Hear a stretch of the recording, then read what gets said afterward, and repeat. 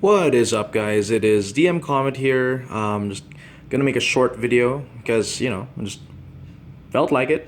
And this video isn't going to be a continuation of the Lessons Learned series yet, but it's starting out, I guess, as its own mini series of short videos that I'll be posting out. For now, tentative name DM Toolkit. And this is episode 1, and it's going to be talking about several things. First is the world state of your campaign. I'm talking about the overworld, how things are going, events, as well as player agency and how downtime works.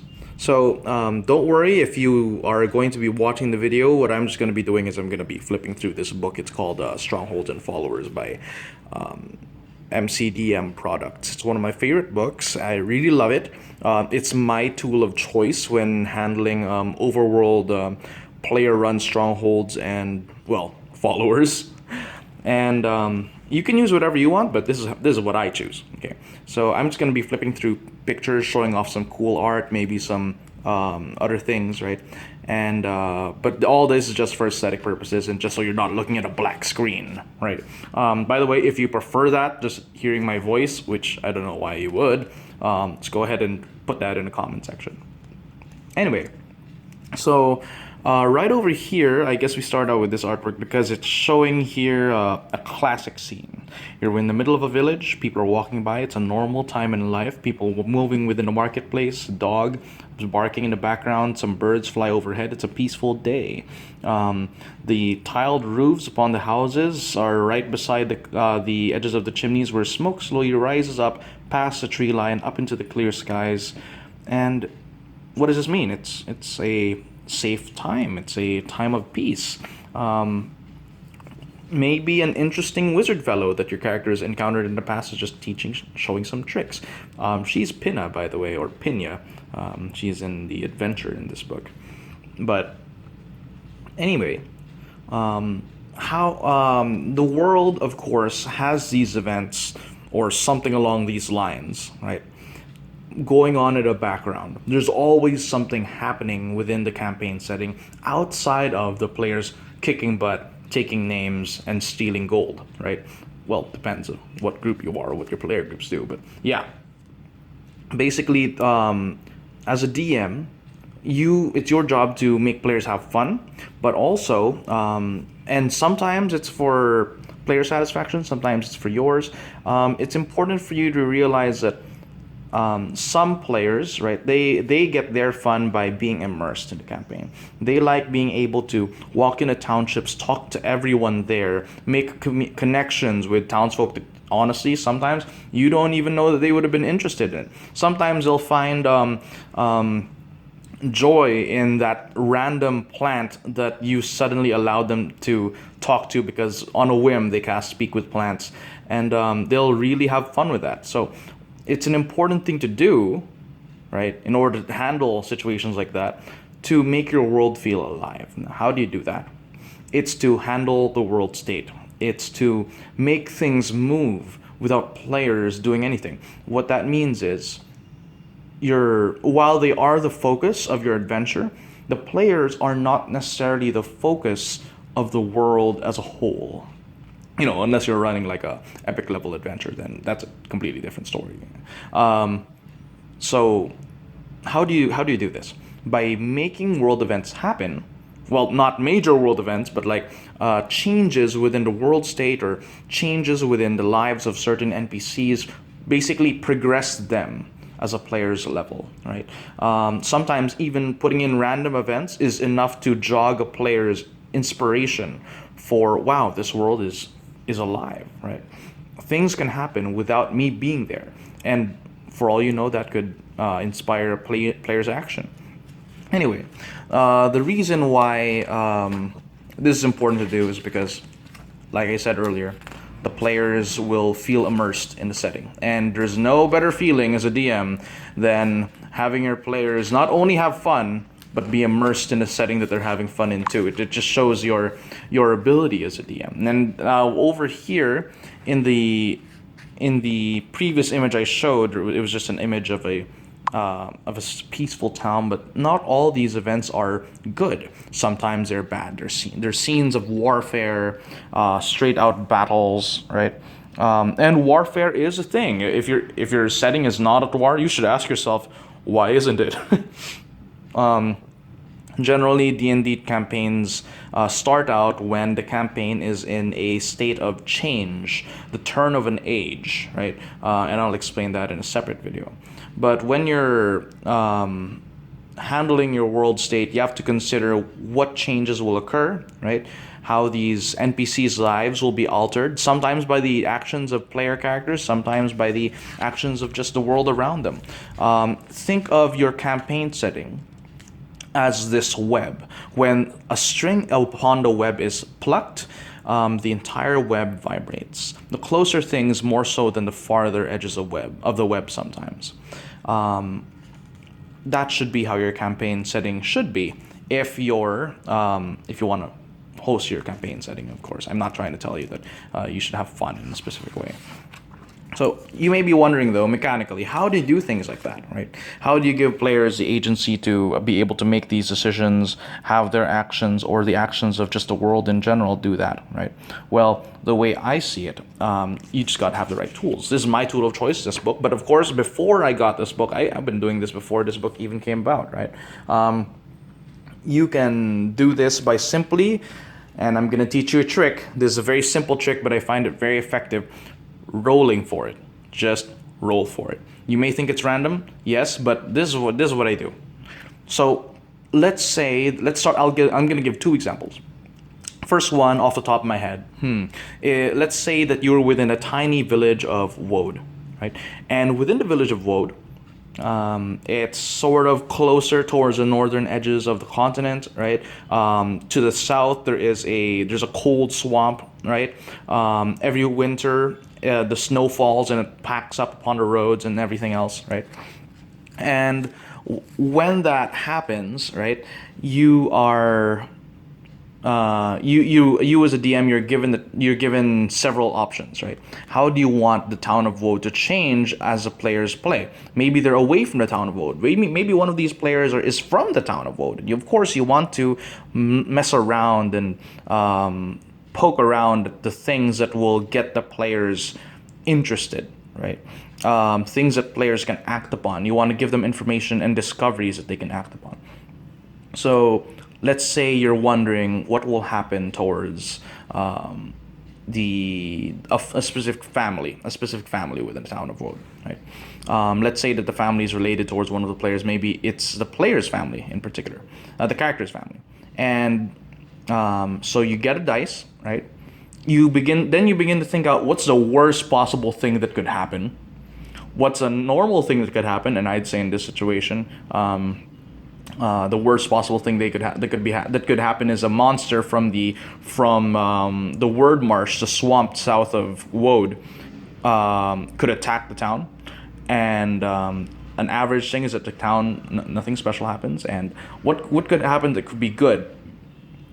And this is spoilers. What could happen that could be good for the town is the nearby druid that lives upon the northern mountains could descend there and go on his once-a-year journey to teach the township basic magics and how to bring about good harvests for this season, right? And he does that once a year. So you consider based on lore what could happen that's bad, what could happen that's good. Then you roll for it. You may think it's random, but no, it's not. Then you add your modifiers. These are additions or subtractions to the base roll based on several things. There any favors that the town has, benefits that the player has given them, right? Or other groups. For example, you could give them a +1. You could give the roll a +1 if the druid has, for some reason, had a lot of time on his hands, or the druid has been assisted by the players and he now cares more for the township, or he has more time to do so. You could give the town a -1 if the town defenses are down and I think that would be more like a -2, right? But generally you get the point, right? It's up to your discretion. You make the roll, right? then look at you look at the outcome, and then based on what you know could possibly happen, you make the choice. Right now, you may be thinking this is a lot to roll for, but really, as a DM for your campaign, you only need to roll for major locations and the small locations that you think will make a narrative difference. And even those slight changes, or posting in the news, for example, or just telling your players that these things have happened via messenger, or even just sending out like a bird with a little note on its foot sent towards a player, with a little note saying, "Hi, it's from your family. This stuff has been happening." That's more than enough to instill a sense of a living world within that player in particular. And you want to do this for all your players as much as possible. It's harder for DMs like me because I'm running multiple players, but after a while you get used to it. It'll take a little over a few months, maybe a year, to get used to it. But if you are dedicated to D&D like I am, oh boy, these lessons will be worth it. Now, not all of it, however, is left towards a random roll. That's why players have downtime, right? Oh, and before I get ahead of myself, you can do these tiny rolls for locations for even the largest of things, the outcomes of wars, the decisions of powerful demon princes, right? What would they do given a certain situation? What their choices would be? How the outcome of their troops fighting against other powerful kingdoms, right? Completely up to you, right? It's a simple but effective system. Of course, you can supplement it with an excellent product like this, but completely up to you.